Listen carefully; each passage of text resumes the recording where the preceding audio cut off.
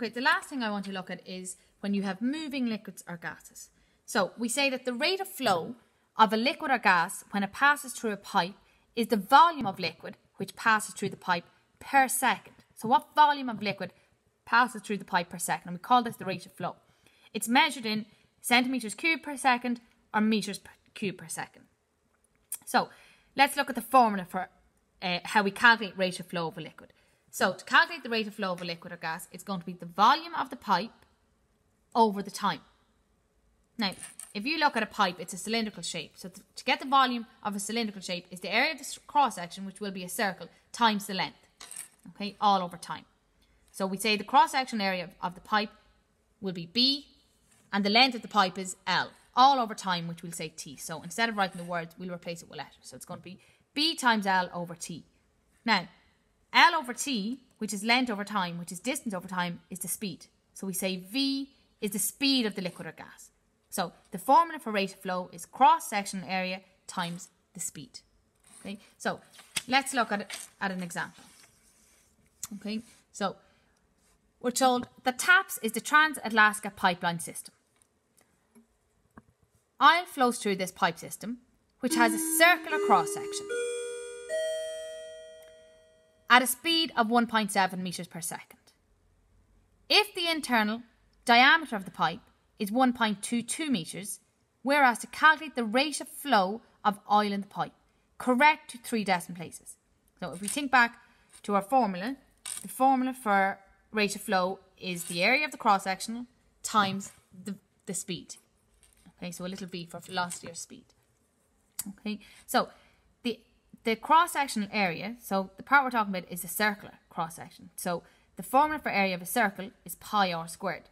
So it's going to be pi r squared times the speed.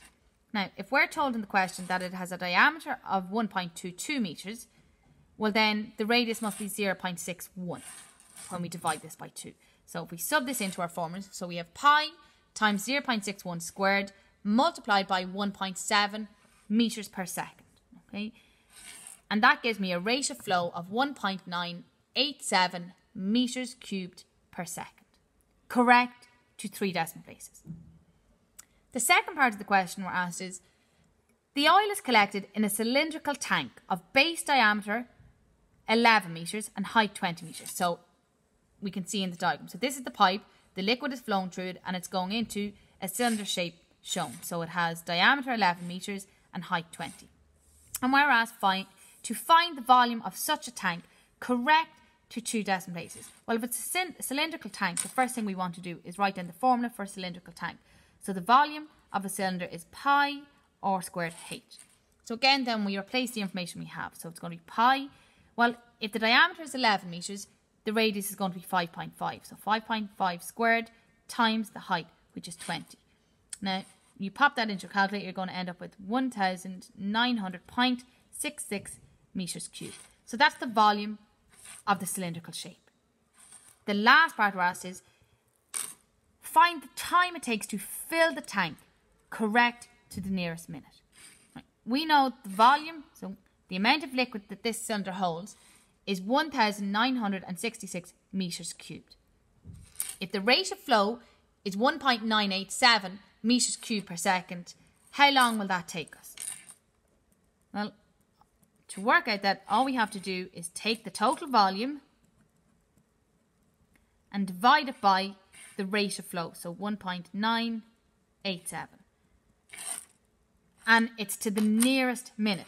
Well, when you do that in your calculator, because remember this is in seconds, so 1,900.66 divided by 1.987 gives you roughly 956.55 seconds.